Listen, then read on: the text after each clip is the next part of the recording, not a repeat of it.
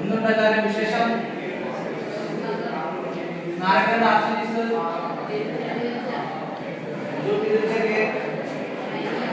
എന്താ വയ്യാത്ത ചോദിക്കണ്ടേ? കൂട്ടുകാരല്ലേ? പരസ്പര കമ്മ്യൂണിക്കേഷനല്ലേ കൂട്ടുകാരെ മുന്നോട്ട് നയിക്കുന്നത്.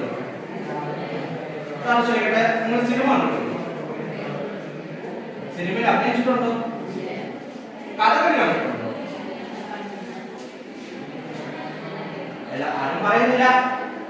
കഥകളി കണ്ടിട്ടുണ്ടോ? അതിനാ നിങ്ങൾ കഥകളി കാണാറുണ്ട്? കഥകളി കാണണ്ടേ? വേണം. മിടുക്കരായിട്ട് ഉത്തരം പറയേണ്ട ക്ലാസ് മുറിയില് ഉണ്ടായിരിക്കുന്നവരാണ് നമുക്ക് വേണ്ടത്. അവരുടെ സംസാരിക്കുന്നവരാണ് നമ്മൾ. സാറ് പോകുമ്പോൾ നിങ്ങളുടെ ശബ്ദം ഒന്നും അല്ലല്ലോ ഇവിടെ. സാറിന് ചോദിച്ചാൽ എന്താണ്? ഉറക്കെ ഉത്തരം പറയണം. നിങ്ങളെ കഥകൾ കണ്ടിട്ടില്ല? ഇല്ല. കഥയെ കുറിച്ചൊന്നും കേട്ടിട്ടില്ല? അഭിരാമിന്റെ കഥകളെ കുറിച്ച് കേട്ടിട്ടുള്ളത്?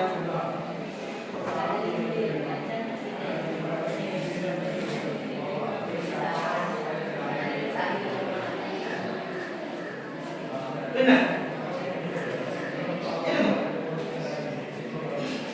അതിനെന്തൊക്കെ കേട്ടിട്ടുണ്ട് കഥകളെ കുറിച്ച്?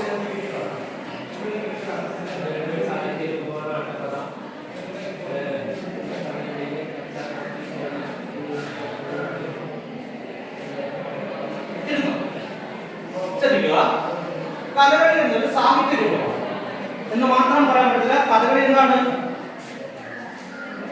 ഒരു ദൃശ്യകലയാണ്.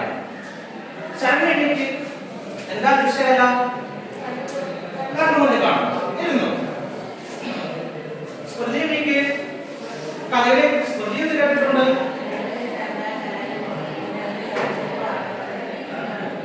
ഇരുന്നു അഞ്ചിലേക്ക് കഥകളുടെ ഉപജ്ഞാതാവാര അറിയാം. കുഴപ്പമില്ല. ഇരുന്നോ?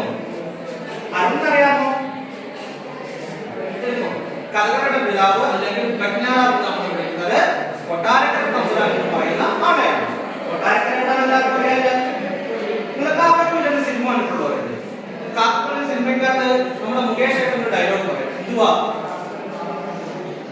നിനക്കൊന്നും കൊല്ലംകാരനെ അറിഞ്ഞൂടാ, കുത്തി പിടിച്ചു കളയുന്ന പുള്ളികളുടെ ഡയലോഗ്. അതുപോലെയാണ് അത്. കൊല്ലം എപ്പോഴും എന്തുവാ ഇവിടെ വെറൈറ്റി പിടിച്ചിരുന്നതാണ്. അങ്ങനെ സാമാന്യത്തോട് കഥകളിയുടെ ഉപജ്ഞാതാവ് എന്ന് പറയുന്നത് കൊട്ടാരക്കര തമ്പുരാനാണ്. കഥകളി പിടിക്കുന്ന പേരെന്താ പറയുക? കഥകളി പിടിക്കുന്ന പേര് അഞ്ജലിക്ക് അറിയാമോ? അറിയാമോ? ഇല്ല.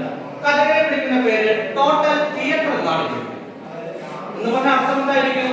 ഒരു 2.5 മണിക്കൂർ ഒരു ദൃശ്യവിസ്മയം എങ്ങനെയാണോ നമ്മളിലേക്ക് എത്തുന്നത്, അതേപോലെ ആയിരിക്കും എന്താ ആസ്വദിക്കുന്നത്? ഒരു കഥകളി നമ്മൾ ആസ്വദിക്കുന്നതാണ് സാഹിത്യം എന്ന് വിളിച്ചത്. സാഹിത്യക്കാരാ നമ്മളെ ഉണ്ടാക്കുന്നുണ്ട്. കഥകളിയിലെ പ്രധാനപ്പെട്ട വേഷങ്ങൾ ഏതൊക്കെയാണെന്ന് അറിയാമോ? സ്മൃതി പറയൂ. ഉറക്കെ പറയൂ. ഇരുന്നു.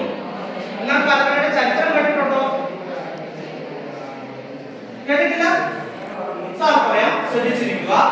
പണ്ട് കോഴിക്കോട് മാണിക്യൻ തമ്പുരാൻ എന്ന രാജാവിന്റെ കൊട്ടാരത്തില് കൃഷ്ണനാട്ടം എന്നൊരു കലാരൂപം ഉണ്ടായി. അത് നമ്മുടെ കൊട്ടാരക്കര തമ്പുരാൻ കാണുവാൻ ഇടയാവുകയും അദ്ദേഹം 2 കലാകാരന്മാരെ അല്ലെങ്കിൽ കുറച്ച് കലാകാരന്മാരെ നമ്മുടെ കൊട്ടാരക്കര, അതായത് കൊല്ലത്തേക്ക് വിട്ടു തരണമെന്ന് ആവശ്യപ്പെട്ടു.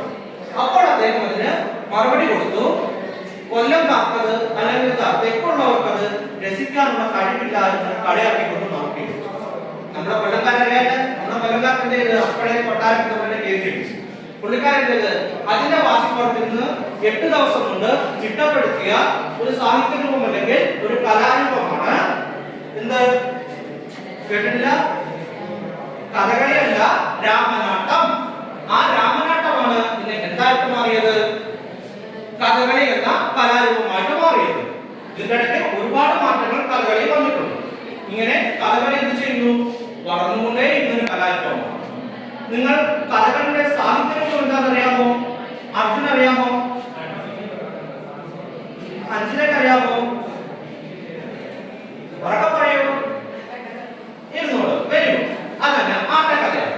മലയാളത്തിലെ ആദ്യത്തെ ആട്ടക്കഥ ഏതാണെന്നറിയാമോ? ജുവൻ അറിയാമോ? ചോദിച്ചു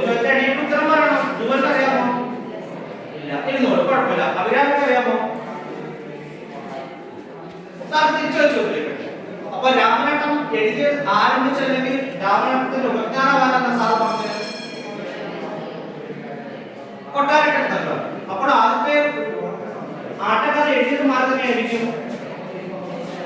കൊട്ടാരക്കര. നമ്മൾ ബുദ്ധിപരമായിട്ട് ചിന്തിക്കണ്ടേ? നമ്മൾ ഉണ്ണാൻ മാത്രമല്ല വായ തുറക്കുന്നത്, ഇടയ്ക്കിടയ്ക്ക് ഉത്തരം പറയാൻ വായ തുറക്കണ്ടേ? അപ്പോൾ ആദ്യത്തെ ആട്ടക്കഥ തന്നെയാണ് രാമായണം തന്നെയായിരിക്കും ആദ്യത്തെ ആട്ടക്കഥ. നിങ്ങൾ നളചരിതം ആട്ടക്കഥ കേട്ടിട്ടുണ്ടോ? എന്താ നളചരിതം ആട്ടക്കഥ? നളന്റെയും ദമയന്തിയുടെയും കഥ പറയുന്നത്.